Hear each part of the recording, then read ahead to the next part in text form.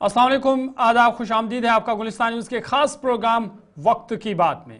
Jammu Kashmir assembly का budget इजलास चल रहा है, जिसकी बाज़ाब्ता शुरुआत 3 मार्च को हुई थी। फिर 7 मार्च को वज़ीर आला उमर अब्दुल्ला ने जम्मू कश्मीर का बजट पेश किया। 7 मार्च के बाद फिर बजट पर बहस के अलावा कई मुद्दे असेंबली में उठे। काफ़ी शोर शराबा भी देखने को मिला। चार्टर्ड फ्लाइट्स का मामला उठा और मेंबरान ने मुतालबा किया कि इसकी तहकीकात होनी चाहिए कि आखिर 15 करोड़ रुपए कहां खर्च हुए और किन पर खर्च हुए। JJM में बेज़ाब्तगी की तहकीकात के लिए कमेटी तश्कील दी गई। आर्जी मुलाजमीन का मामला हो या कुटवा में शहरी हलाकतों का मामला, दोनों पर मेंबरान के दरमियान तकरीर भी देखने को मिली। इसके अलावा तालीम, सेहत, R&B, सयाहत समेत कई महकमों के ग्रांट्स पर बहस हुई और बाद में इन महकमों के ग्रांट्स को मंजूरी भी मिल गई। दीगर शोबों के हवाले से भी मेंबरान असेंबली ने अपने इलाकाई मसले भी उजागर किए, जिसका वज़रा ने जवाब भी दिया। कल का दिन भी काफ़ी अहम था, क्योंकि कल जम्मू कश्मीर की मुंतखबा हुकूमत ने असेंबली में अपना पहला बिल पेश किया। वज़ीर आला उमर अब्दुल्ला की तरफ से नायब वज़ीर आला सुरेंद्र चौधरी ने Jammu Kashmir goods and service tax तरमीमी बिल 2025 असेंबली में पेश की।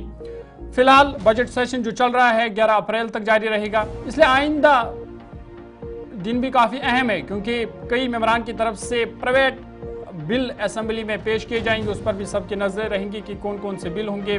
शराबबंदी के हवाले से बिल लाए जाएंगे, इस तरह की खबरें हैं। डेली वेजर्स के हवाले से भी बिल भारतीय जनता पार्टी ला सकती है, लेकिन वो फिलहाल देखने वाली बात होगी। लेकिन 20 मार्च को जब वज़ीर आला उमर अब्दुल्ला ने ऐवान में तकरीर की, तो उन्होंने अपनी तकरीर में BJP को हदफ तनकीद का निशाना बनाया। वज़ीर आला उमर अब्दुल्ला ने BJP के करीब आने की कयास आरियों के दरमियान कहा कि वो ऐसे नहीं हैं जो एक खेल शुरू करते हैं और दूसरा खेल खेलते हैं। उमर अब्दुल्ला ने कहा कि वो किसी भी मसले पर बात करने से नहीं डरते हैं। उन्होंने BJP को चैलेंज किया है कि वो ये साबित करे कि उनकी पार्टी ने कभी आखिरी डोगरा बादशाह महाराजा हरि सिंह की तौहीन की है। उन्होंने BJP की तरफ से इशारा करते हुए बताया कि असल में भारतीय जनता पार्टी के लोगों ने ही महाराजा की तौहीन की है। एक अहम तकरीर वज़ीर आला उमर अब्दुल्ला की अहम बातें इस तकरीर की क्या थी, वो ग्राफिक्स के जरिए आपके सामने रखते हैं, आपको समझाते हैं और फिर उसी पर ख़ास चर्चा भी करेंगे। ख़ास मेहमान हमारे साथ थोड़ी देर बाद ज्वाइन करेंगे। रणबीर पैनल कोड की ख़त्म करने वालों ने महाराजा की तस्दील की, ये उमर अब्दुल्ला ने BJP की तरफ इशारा करते हुए कहा कि जब यहाँ पे LG रूल था, LG इंतज़ामिया थी, तो BJP रहनुमाओं के सामने यहाँ पर कानून की धज्जियां उड़ाई गई और जो रणबीर पैनल कोड था इसे ख़त्म किया गया। साथ ही साथ स्टेट सब्जेक्ट के कानून को लेकर उन्होंने कहा कि ये कानून महाराजा ने जम्मू को बचाने के लिए ये कानून था, लेकिन इस कानून की भी इसको भी ख़त्म कर दिया गया। साथ ही साथ उन्होंने कहा कि किसी भी मसले पर हम बात करने से नहीं डरते हैं। कोई भी मसला असेंबली में आता है तो हम खुलकर उस पर बात करते हैं। वज़ीर आला उमर अब्दुल्ला ने BJP के रहनुमाओं की तरफ इशारा करते हुए कहा कि हम इंटरव्यू से पहले जो सवालात हैं वो नहीं मांगते हैं, बल्कि जो सवालात होते हैं हम उनका जवाब देते हैं। साथ ही साथ उन्होंने कहा कि 5 साल मुद्दत के बाद वो फातेह होंगे, लोग उनकी वाहवाही करेंगे, इस तरह की वो लोगों को राहत पहुंचाएंगे। एमनेस्टी स्कीम के हवाले से कहा कि फ़िलहाल ये स्कीम जारी रहेगी और एक बड़ी राहत लोगों के लिए, खासकर बिजली के हवाले से। रोशनी स्कीम के हवाले से उन्होंने कहा कि रोशनी स्कीम को वापस लाना होगा, क्योंकि कई लोग बेघर हैं जिनके पास ज़मीन नहीं है, इसलिए उस पर गौर किया जाएगा। श्रीनगर में प्रेस क्लब को दोबारा कायम किया जाएगा, ये वज़ीर आला उमर अब्दुल्ला की तरफ से कहा गया, जिसका जो जर्नलिस्ट बाड़ियाँ उन्होंने इसका खैर मकदम भी किया है। इश्तिहारात, सरकारी इश्तिहारात की तकसीम मुनसिफाना तरीके से होगी। उन्होंने कहा कि इससे पहले मखसूस तरीके से होती थी, लेकिन अब इसमें मुनसिफाना तरीके से इश्तिहारात दिए जाएंगे।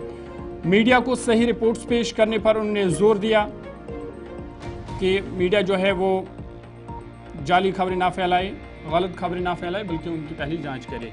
चार्टर्ड फ्लाइट्स का मामला जो असेंबली में उठा, उस पर तहकीकात का मुतालबा किया गया। उमर अब्दुल्ला ने भी कहा कि गलत पैसों का इस्तेमाल हुआ है और जो साबिका निज़ाम है, जो उस वक्त की गवर्नमेंट थी, उसको इसका जवाब देना होगा कि आखिर ये पैसे किस तरह खर्च हुए, कहाँ पे हुए, ये लोगों को बताना चाहिए।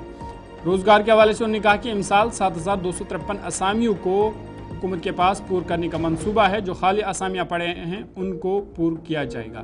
मेंबरान असम्बली की जानिब से तनख्वाह का मामला भी उठाया गया था। उस पर उमर अब्दुल्ला ने कहा कि जो MLAs की तनख्वाह है वो बढ़ा दी जाएगी और इस हवाले से उन्होंने स्पीकर को कहा कि वो इस हवाले से कमेटी तश्कील देंगे। CDF के हवाले से जो फिलहाल 3 करोड़ है, उन्होंने कहा कि 4 से 5 करोड़ तक इसको भी किया जाएगा, ताकि जो अरकान असम्बली के अपने हलकों में जो इनके मसाइल है वो उसको अच्छी तरह से हल कर पाएंगे। उमर अब्दुल्ला के तकरीर की बड़ी बातें हमने आपके सामने रखी और इसी अहम तकरीर पर आज खास चर्चा करेंगे और समझने की कोशिश करेंगे कि इस तकरीर के पीछे असल मकसद क्या था। बजट इजलास जो चल रहा है, क्या वाकई में लोगों के बुनियादी मसले असम्बली में उठे या सिर्फ सियासत और शोर शराबा ही हासिल हुआ है? इसी पर आज खास चर्चा करेंगे। खास मेहमान हमारे साथ ज्वाइन कर चुके हैं। हमारे साथ राकेश पंत जी है, भारतीय जनता पार्टी के लीडर है, आबिद वानी साहब है, स्पोक्स पर्सन है नेशनल कॉन्फ्रेंस के, और सोहेल काजमी साहब है, सियासी तज्जियाकार और सीनियर साफ़ी है। जम्मू कश्मीर की सियासत पर इनकी खास नज़र रहती है। लेकिन शुरुआत में ज़रा राकेश जी आपसे ही करूँगा। उमर अब्दुल्ला साहब कह रहे हैं कि 2019 के बाद जो भी हुआ और जो आप BJP की जानिब से उन पर इल्ज़ाम लगाया जा रहा है नेशनल कॉन्फ्रेंस पर कि इन्होंने महाराजा की तौहीन की है। उमर अब्दुल्ला कह रहे हैं कि असल में तौहीन भारतीय जनता पार्टी के लोगों ने की है, भारतीय जनता पार्टी ने की है। उन्होंने कहा कि इनको बोलने का हक नहीं है क्योंकि इनके सामने ही यहाँ पर महाराजा के कानून की धज्जियां उड़ाई गई। जो रणबीर पैनल कोड है इसको खत्म किया गया। सिर्फ नाम लेने से या कसीदे पढ़ने से महाराजा साहब के बारे में जो इनका चिंतन है वो सार्थक नहीं हो जाता।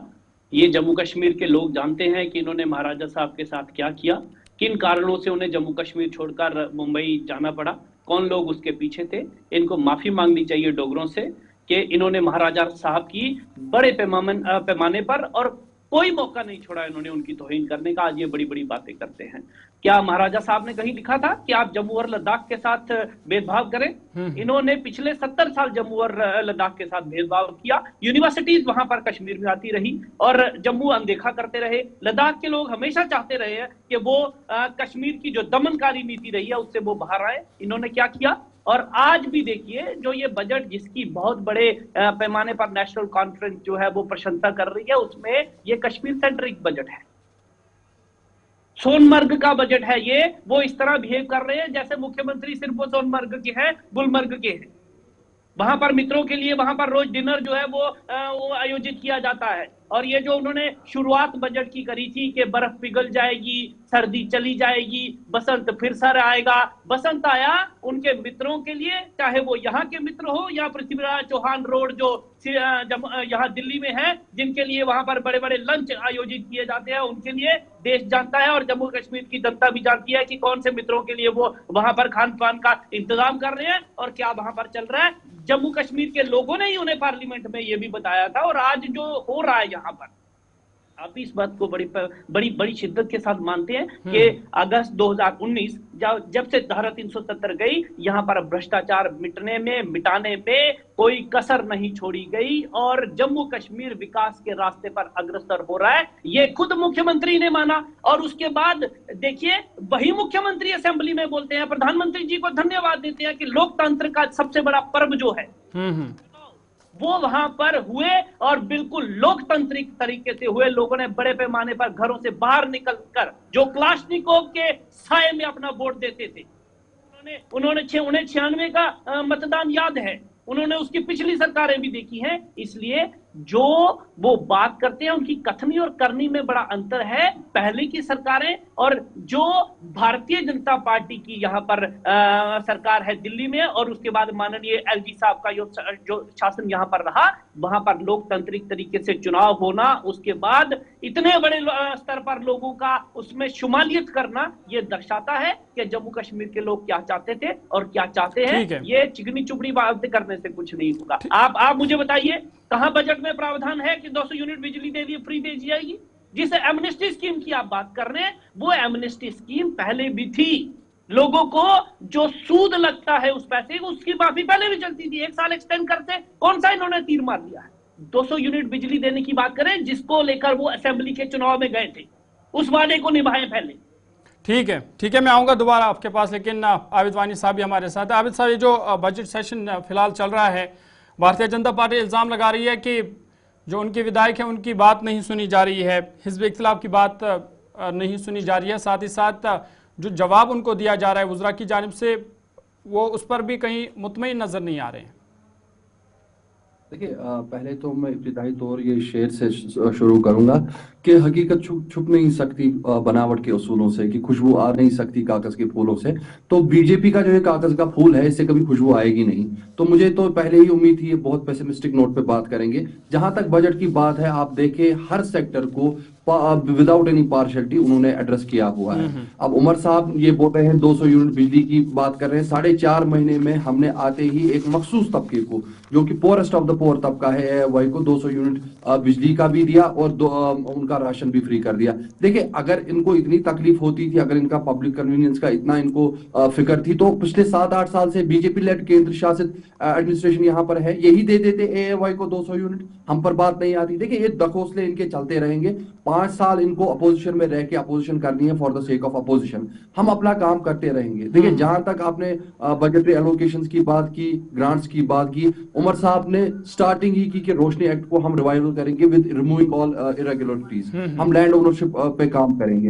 उन्होंने फर्दर बात की कि किस तरीके से हम बिजली में सुधार लाएंगे, रेवेन्यू कलेक्शन पे काम करेंगे, कंजप्शन डिसिप्लिन लाएंगे। एमनेस्टी स्कीम उन्होंने ये नहीं बोला कि मैं सिर्फ एक्सटेंशन कर रहा हूं, उन्होंने ये भी बोला कि आगे से मैं एक्सटेंड नहीं करूंगा विदाउट वोट अपीजमेंट। उन्होंने ये क्यों कहा? उन्होंने ये इसलिए कहा ताकि एक रेवेन्यू डिसिप्लिन आ जाए पीडीडी डिपार्टमेंट में। 1300 करोड़ का भुगतान करना अभी बाकी है उपभोक्ताओं का। तो अगर बार बार एमनेस्टी देंगे तो ज़हूर साहब आप टाइम पे बिल भरते हैं और आपका पड़ोसी टाइम पे बिल नहीं भरता है, तो आपको एमनेस्टी का क्या लाभ होता है? तो ये सब चीजें उन्होंने राइट पर्सपेक्टिव में रखी, एक सही कोर्स दिया बजट डिबेट को। और फर्दर जितने भी उन्होंने इकदाम उठाए, चाहे कल्चरल प्रिजर्वेशन की उन्होंने बात की, ये बोल रहे थी जम्मू के लिए क्या है 33 करोड़ करीबन 65 करोड़ 33 हेरिटेज साइट्स के लिए रखा गया। 170 करोड़ से वो फर्दर उसको रिलीजियस सर्किट, चाहे वो माता वैष्णो देवी का टूरिज्म हो या वहां पर टूरिज्म सर्किट जम्मू में बनाने हो, मुबारक मंडी का प्रोजेक्ट हो, उनको एक्सपीडाइट करने के लिए बाजाब्ता प्रावधान रखा गया। तो बीजेपी को ये कहना ही है। और जहां तक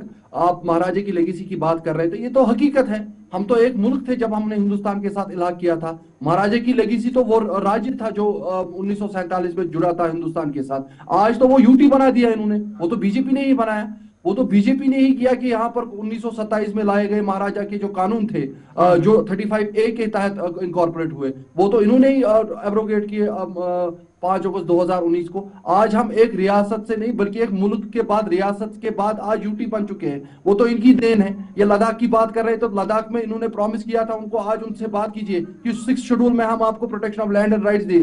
वो आज जंतर मंतर में प्रोटेस्ट कर रहे हैं। क्यों कर रहे हैं? बीजेपी के लोगों को धोखा दिया है, बजाय इनके जख्मों पे मरहम करने। ठीक है, मैं आऊंगा दोबारा आपके पास, लेकिन तो आगे वाले वक्त सुहेल काज़मी साहब हमारे साथ हैं। सुहेल काज़मी साहब, चूंकि आप जम्मू कश्मीर की सियासत को अच्छी तरह से समझ रहे हैं और जितने भी बदलाव जम्मू कश्मीर की सियासत में देखिए आपने वो देखे हैं, वज़ीर आला उमर अब्दुल्ला की जो ये तकरीर थी, जो उसकी बॉडी लैंग्वेज या जिन अल्फाज का उन्होंने इंतखाब या इस्तेमाल किया, इसको आप किस तरह से देखते हैं? किस नए सियासी महज का ये इशारा दे रही है? देखिए सर, पहले तो सबको गुड आफ्टरनून। और दूसरा ये है कि ये आप देख रहे हैं कि ये 7 सालों बाद असेंबली सेशन लग रहा था, और इस असेंबली सेशन में बहुत से फेसेस ऐसे हैं जो नए फेसेस हैं, वो दोनों तरफ से, चाहे वो ट्रेजरी बेंचेस की तरफ से हैं या अपोजिशन की तरफ से हैं।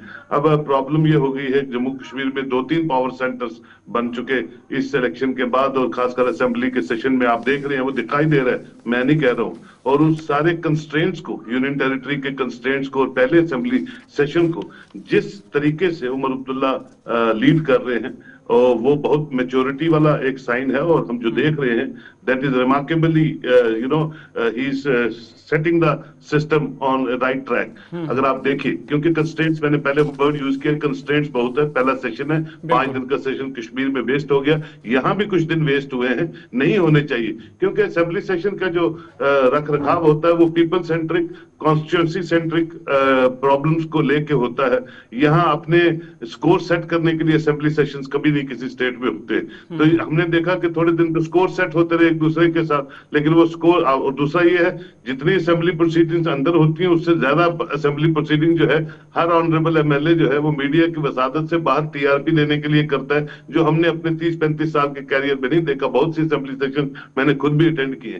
तो उन सब चीजों को, उन सब कंस्ट्रेंट्स को, उन सब दुविधाओं को देखते हुए उमर साहब जो है वो बिल्कुल अच्छी तरह गवर्न कर रहे हैं। और मुझे लगता है कि आने वाले दिन और बेहतर होंगे, क्योंकि जो खोखले चीजें होती हैं, उनकी जिनकी बुनियाद नहीं होती है, वो ज्यादा देर चलते नहीं है, वो डिस्कशन टेबल्स पे ज्यादा देर रहते नहीं है। रहता सिर्फ वही है जिससे कि जिन बातों में विजन होता है लोगों के तहीं, स्टेट के तहीं, कॉन्स्टिट्यूएंसीज के तहीं, और वही चीजें जो है वो आगे चलती है और उन पे काम होता है। और I hope as a citizen कि उन पे काम होना चाहिए, क्योंकि मैंडेट लोगों ने बहुत खूबसूरत दिया है, जबरदस्त तरीके से दिए। और वोटेड टू पावर, देखिए वोटेड टू पावर 90 के 90 एमएलए जो है एक फैमिली की तरह काम करते हैं, कंपोनेंट की तरह काम करते हैं। अपोजिशन को अपोजिशन का रोल करना चाहिए, ताकि जो रूलिंग एलीट है वो बिल्कुल स्ट्रॉन्गरली अच्छी तरह और काम कर सके।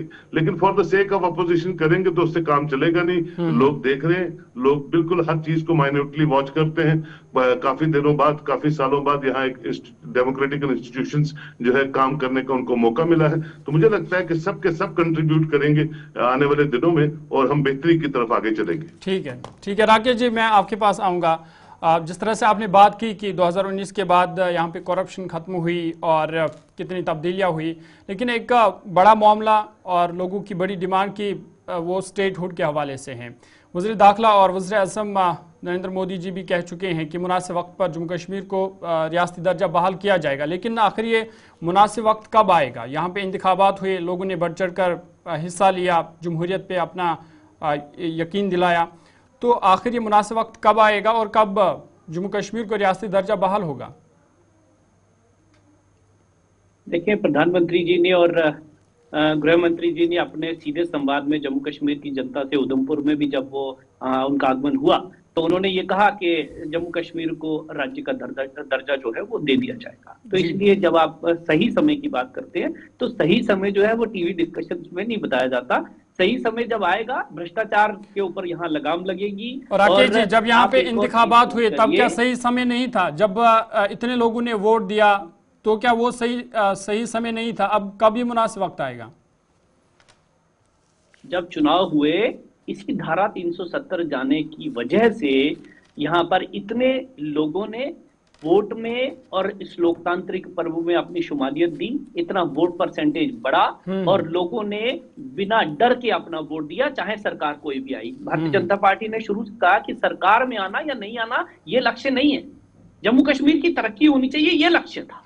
आज नेशनल कॉन्फ्रेंस के लोग जो हैं वो सरकार में बैठ रहे हैं। माननीय मुख्यमंत्री जी का मैं आदर सम्मान करता हूं, लेकिन जो वादे उन्होंने जम्मू कश्मीर की जनता के साथ किए उनके ऊपर खरा उतरना चाहिए, उनकी अपनी बातों का सम्मान करना चाहिए उनका, जो उन्होंने अपने मैनिफेस्टो में डाली। क्या 200 यूनिट बिजली का प्रावधान नहीं किया? उन्होंने कहा था कि दिया जाएगा, कहां है वो 200 यूनिट बिजली? और मैं किसानों की बात करता हूं, पूरे जम्मू कश्मीर को छोड़कर जितने राज्य हमारे हैं, चाहे वो यूनियन टेरिटरीज हैं, चाहे वो जम्मू कश्मीर, ये भारत की बाकी राज्य हैं, वहां पर 9% रिबेट जो है वो किसानों को ट्रैक्टर्स के ऊपर दिया जाता है जब उनकी रजिस्ट्रेशन होती है। जम्मू कश्मीर में क्यों नहीं है? और उसके बाद आप उनके ऊपर रजिस्ट्रेशन जो है वो लेते हैं कमर्शियल व्हीकल की तरह, उनके ट्रैक्टर्स और ट्रॉलीज पे। लेकिन जब वो अपना ट्रैक्टर और ट्रॉली जो है वो इसके ऊपर अपना ये रोड के ऊपर चलाते हैं तो आप चालान कर देते हैं, उनको सीज कर देते हैं। तो मुझे बताइए, किसानों के ऊपर क्या क्या दे रहे हैं आप? किसानों को काम करने दे रहे हैं कि नहीं करने दे रहे हैं? तो करिए ना, कहीं किसको, किसने रोका उनको? अगर वो अपने यहाँ के बजट का पैसा लेने भारतीय सरकार के पास और निर्मला सीतारमण जी के पास जा सकते हैं, तो क्या किसानों का मुद्दा लेकर नहीं जा सकते? जा सकते हैं, बिल्कुल जा सकते हैं। अगर वो गुलमर्ग में फैशन शो आयोजित कर रहा है उसके लिए जा सकते हैं, वहां से पैसा ला सकते हैं, इसके लिए नहीं जा सकते? जा सकते हैं। लेकिन वो गरीबों और मजलूमों और खासकर किसानों की बात नहीं करेंगे, वो अपने मित्रों की बात करेंगे, जिनके गुलबर्ग में होटल है उनकी बात करेंगे, और वहां पर बड़े बड़े लंच आयोजित किया जाएंगे जेके हाउस में, जिनका बिल जो है वो आप ये बताइए कि कौन करता है? जम्मू कश्मीर की सरकार पे करती है या कौन करता है? इस पर रोशनी डालिए पहले। ठीक है, आबिद साहब जवाब दीजिए। तो साहब जो आपने सवाल पूछा उसका जवाब तो बीजेपी के प्रवक्ता दे नहीं पाए। उल्टा इन्होंने दूसरा एक ढकोसला आपको सुना दिया कि हम जम्मू को नेगलेक्ट करने, फार्मर्स को नेगलेक्ट किया और गुलमर्ग में बैठे हुए। देखिए, गुलमर्ग एक विंटर टूरिज्म का स्पॉट है, एडवेंचर टूरिज्म हमारे मैनिफेस्टो में है, and we are committed to the infrastructure and all needs of tourism in Gulmarg, Sonamarg, anywhere J&K। तो जहां तक इनको फैशन शो का शायद मालूम नहीं है, वो एक प्राइवेट इवेंट था। 2 डिजाइनर अपना 15 साल का काम यहाँ पर सेलिब्रेट करने गए थे, जिसपे उन पर कड़ी कार्रवाई भी बाद में हो गई। लेकिन मैं यहाँ पर डिबेट को, तशक्कुस को सही पैमाने पे रख के ये बात जरूर कहूंगा। देखिए, जो ये 200 यूनिट बिजली की बात कर रहे थे, 200 यूनिट बिजली के लिए हम वादाबंद है। हमने अपने मैनिफेस्टो में जितने भी वादे किए हैं, हम उसके लिए वादाबंद है। हमें बजटरी एलोकेशंस क्या मिली थी, अगर आपको याद हो, 41,000 करोड़ की एक नैरो विंडो दिया गया था। पिछले साल बजट कितना था, 42,000 करोड़, 377। आखिर अवामी हुकूमत में बजट बढ़ना चाहिए कि कम होना चाहिए? 1,000 करोड़ रुपया जम्मू कश्मीर अपना दुरुस्त करिए, अपने आप को बीच में ना दुरुस्त करिए। 1,000 करोड़ रुपया, 1,000 करोड़ रुपया जो है वो जम्मू कश्मीर पुलिस के लिए अलग से रखा गया वहां पर। ठीक है, 1,000 करोड़ रुपया जम्मू कश्मीर पुलिस के लिए अलग से रखा गया वहां पर। ठीक है। अब ठीक है, राकेश जी इनको बात करेंगे। ठीक है, आपका टाइम खत्म हुआ है, जोर साहब इनको म्यूट कर दिया जाए। ठीक है, ठीक। तो मैं ये कह रहा था, एक नैरो विंडो के तहत हम काम कर रहे थे, और उस नैरो विंडो के तहत हमने एक आज नींव रखी है। हमने एक मखसूस तबके को 200 यूनिट का लाभ दिया है, जो कि इन्होंने 10 साल से ये वही सवाल उठा रहे हैं कि जब आपने मैनिफेस्टो तैयार किया था तब आपने किसी मखसूस तबके का नहीं कहा था। आबिद साहब तब आपने किसी मखसूस तबके का नहीं किया था, लेकिन अब जब आप 200 यूनिट बिजली फिर दे रहे हैं, लेकिन अब आपने एक मखसूस तबके के लिए दिया, जबकि बड़ी आबादी बीपीएल वाले लोगों के लिए है, जो एक आम लोगों की एक बड़ी आबादी है। बिल्कुल जरूर साहब, आपने सही बात कही। और अगर आपने बजट स्टेटमेंट चीफ मिनिस्टर का देखा होगा, उसमें बाज़ाब्ता जब 200 यूनिट का हम मेंशन कर रहे हैं, that there will be an extension of the scheme.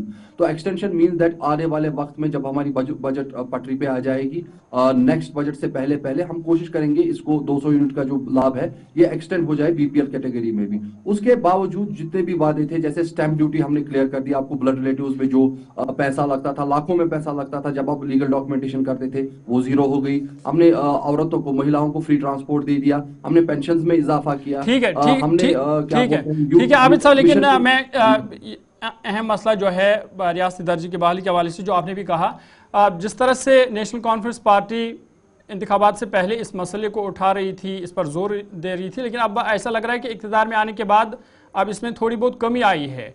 Member parliament आपके वो एक तरीके से इस मसले को देखते हैं, नेशनल कॉन्फ्रेंस की सरकार दूसरी तरफ से देखती हैं, तो क्या किसी मुनासिब वक्त का इंतजार कर रही है नेशनल कॉन्फ्रेंस पार्टी जब वो पूरी तरह से एक होकर रियासती दर्जे की बहाली का मुतालबा करेंगे? जोर साहब, पहली बात तो मैं कहूंगा कि नेशनल कॉन्फ्रेंस ने जिस तरह मैनिफेस्टो में अपना इंटेंट दिखाया, उसी तरीके से जब गवर्नेंस की पहली कैबिनेट मीटिंग हुई 18 अक्टूबर को, अगर आप याद होगा, तो पहला रेजोल्यूशन हमने स्टेटहुड पर ही लाया। वो रेजोल्यूशन लेके उमर साहब गृह मंत्री से भी मिले, प्रधानमंत्री से भी मिले, और उनके साथ इस बारे में डिस्कशन किया कि यहाँ की अवामी हुकूमत ने ये रेजोल्यूशन पास किया है, आप इस पे नजरसानी कीजिए और जल्द से जल्द स्टेटहुड का रेस्टोरेशन कीजिए। सोनमर्ग में टनल की इनॉग्रेशन थी, उमर साहब ने फिर से एक बार प्लेटफॉर्म पे उनको याद दिलाया कि स्टेटहुड का दर्जा रेस्टोर करना आपका वादा है, पार्लियामेंट में किया गया वादा है, और उस वक्त प्रधानमंत्री ने यह बोला था कि मैं मोदी हूं और मैं ये वादा पूरा करके रहूंगा। देखिए, अब हमारी लड़ाई किस बात पे है? लड़ाई इस बात पे है कि आखिर वो मुनासिब वक्त कब है, जब आपकी सुप्रीम कोर्ट की डायरेक्शंस है, not at an appropriate time, बल्कि एज सून एज पॉसिबल और एट द अर्लीस्ट। तो मुझे लगता है केंद्र को किसी न किसी तरीके से इस पे फैसिलिटेशन करनी होगी। यहां पर बीजेपी को, जो मेरे भाई यहां पर बैठे हैं, कंस्ट्रक्टिव अपोजिशन करने का वक्त है। इनको भी जम्मू से मैंडेट मिला है, इनको भी जम्मू के लिए, लोगों के लिए गुहार लगानी चाहिए, क्योंकि स्टेटहुड के दर्जे से तो लाभ जम्मू के लोगों को भी होगा, हम खुद सेल्फ रिलायंट होंगे, तो इनको भी गुहार लगानी चाहिए। केंद्र में बीजेपी की सरकार है, कंधे से कंधा मिला के हमारे साथ चले और स्टेटहुड के लिए प्लीड करें सेंट्रल गवर्नमेंट के साथ। वो ये कहीं पर नहीं कर रहे हैं, लेकिन हमारा इंटेंट क्लियर है, वी आर कमिटेड। जैसे कि उमर साहब ने बोला, मैं वो खिलाड़ी हूं जो गेम तो नहीं छोड़ेगा, हाँ मैं गेम की तरफ अडेप्ट जरूर करूंगा। पहले अगर पेस बॉलिंग कर रहा था, अब ठीक है। काज़मी साहब, आपके पास आना चाहूंगा। बजट इजलास जो चल रहा है, बड़ा मामला आर्जी मुलाजमीन के हवाले से, डेली वेजर्स के हवाले से उठा। क्या नेशनल कॉन्फ्रेंस पार्टी कह रही है कि वो मिनिमम वेज एक्ट की बात कर रही है, भारतीय जनता पार्टी भी कह रही है कि कुछ मराहतें हमने हल की है, उनकी तनख्वाह में जब वो इक़्तिदार में थे तो थोड़ा बहुत इजाफा हुआ है। क्या ये मुलाजमीन पर सियासत और वोट बैंक के लिए ये बयानबाजी हो रही है? क्योंकि कोई हिकमत अमली तैयार नहीं, जामिया हिकमत अमली कोई तैयार नहीं दे रही है मुलाजमीन के हवाले से जो डेली वेजेस इस वक्त देखिए, इसमें दो तीन बातें हैं सर। पहली बात तो ये है कि 7 सालों से पिछले ये सब लोग एजिटेट कर रहे हैं, रहबरे तलीम, रहबरे खेल, जितने भी लोग हैं हमारे 50 से 60 हजार लोग हैं, और डिस्पाइट ऑफ द फैक्ट के बीजेपी ने भी बहुत एश्योरेंस दी इनको इलेक्शन से पहले कि हम जब भी आएंगे हम सब आपको रिहेबिलिटेट करेंगे। कुछ डेपुटेशन सत्यपाल मलिक से मिली, बाकी लोगों से मिली, और ये एक ह्यूमन एंगल का मसला है। उसको मुझे लगता है इसको ज्वाइंटली सबको इकट्ठे होना चाहिए और इस मसले को रिजॉल्व करना चाहिए। आप देखिए पिछले 5-7 सालों में इतना उथल पुथल में यहाँ कोई रिक्रूटमेंट प्रॉपर हुई नहीं। जम्मू कश्मीर में हमारे बच्चे ओवर एज हो गए, और जो लगे हुए हैं जिस भी सरकार में जिस तरह से भी लगे वो भी अब नियरली रिटायर होने वाले हैं। तो मुझे लगता है जॉइंट मैकेनिज्म में, कल किसी ऑनरेबल एमएलए ने असेंबली में कहा कि कुछ चीजों को छोड़ के, कुछ बातों को, पॉलिटिक्स को छोड़ के, कुछ चीजों पे हमें जॉइंटली अपने मसले, अपनी स्टेट को के बात करनी है। और मैं समझता हूं वही एक तरीकाकार होना चाहिए। एक सिविलाइज्ड सिस्टम में एक डेमोक्रेटिकल इंस्टीट्यूशन को मजबूत करने की बात होनी चाहिए। जहां तक स्टेटहुड का ताल्लुक है, जैसे मेरे भाई ने कहा कि जब राइट टाइम आएगा तो आपको बताएंगे, डिबेट्स में नहीं बताया जाता, पंत साहब बोल रहे हैं, लेकिन वो राइट टाइम मुझे लगता है ये सोचते हैं कि जब इनकी सरकार बनेगी, लोग इनको 70 एमएलए देंगे, तब हम स्टेटहुड लाएंगे। तो वो तो देखिए, जमहूरियत में तो लोगों की विल चलती है, वो दिन कब आएगा, कैसा होगा, सरकार गिरेगी नहीं गिरेगी। अभी तो ये भी लगे हैं कि सरकार गिर जाए, कल ही इलेक्शन हो जाए, तो ऐसा होता नहीं है। इसीलिए उमर अब्दुल्ला ने कहा कि मैं इस तरह की बैटिंग कर रहा हूँ, इस तरह की बैटिंग कर रहा हूँ। तो बड़े कंस्ट्रेंट्स हैं, मैंने अपने स्टार्ट में कहा था, लेकिन still Omar Abdullah is a very mature politician, he is heading this cabinet very nicely, और उम्मीद है कि इन सबका समर्थन रहेगा, आपस में सबकी ट्यूनिंग रहेगी, तो जम्मू कश्मीर को जो मेजर इश्यूज हैं उन पे आगे बढ़ने का मौका मिलेगा। And as a citizen we should be hopeful and thankful for certain things of honorable prime minister who they have introduced in Jammu and Kashmir के जम्मू कश्मीर खुशहाली की तरफ बढ़ रहा है, अच्छा मैंडेट, इसमें कोई दो राय नहीं है। इलेक्शन कमीशन ऑफ इंडिया का बहुत बड़ा रोल रहा, प्राइम मिनिस्टर का अपना बहुत बड़ा रोल रहा, ऑनरेबल होम मिनिस्टर का रहा, लेकिन उसके अलावा अब आगे जो है, ये जो मेरे भाई यहाँ बैठे हैं लेके सब अपने अपनी जीत के असेंबली में, इन सब का रोल बनता है कि कंस्ट्रक्टिव पॉलिटिक्स करें जब तक सरकार चलती है, और सरकार चलनी चाहिए ये लोगों के हितों के लिए। बहुत शुक्रिया काज़मी साहब अपनी बात रखने के लिए। आप तीनों का बहुत बहुत शुक्रिया। राकेश जी आपका भी बहुत शुक्रिया। आबिद साहब आपका भी बहुत बहुत शुक्रिया, क्योंकि वक्त हमारे पास अब ख़त्म हो गया है। बहुत शुक्रिया आप नाजरीन का भी। आपको बता दें कि हम जम्मू कश्मीर बजट इजलास के हवाले से बात कर रहे थे, और ख़ासकर जो वज़ीर आला उमर अब्दुल्ला ने तकरीर की, जिस पर उन्होंने भारतीय जनता पार्टी की तरफ इशारा करते हुए कहा कि इन्होंने ही महाराजा की जो है तौहीन की है, क्योंकि रंबीर पैनल कोड को यहाँ से ख़त्म किया गया, स्टेट सब्जेक्ट जो जम्मू के लिए था उससे ख़त्म कर दिया गया। उस पर तमाम जो आज के मेहमान थे उन्होंने अपनी बात रखी। फ़िलहाल बजट इजलास की जब हम बात करते हैं तो 11 अप्रैल तक ये इजलास जारी रहेगा, और आने वाले दिन काफ़ी ख़ास होंगे, क्योंकि कई प्राइवेट मेंबर बिल जो है वो असेंबली में रखे जाएंगे। खासकर शराबबंदी के हवाले से पीपल्स डेमोक्रेटिक पार्टी बिल ला रही है। ख़बर ये भी है कि जो भारतीय जनता पार्टी है वो भी अपनी बिल रखेंगे, हिज़्ब इक़्तिदार नेशनल कॉन्फ्रेंस भी, लेकिन कौन कौन से बिल होंगे ये देखने वाली बात होगी। और फ़िलहाल जम्मू कश्मीर बजट इजलास का जो है वो जारी है, कई महकमों के ग्रांट्स को मंजूरी भी मिल गई है, और लेकिन अब देखने वाली बात यह होगी कि कौन कौन से बिल असेंबली में पेश किए जाते हैं। फ़िलहाल आज के इस खास प्रोग्राम में इतना ही, इजाज़त दीजिए, अल्लाह हाफ़िज़।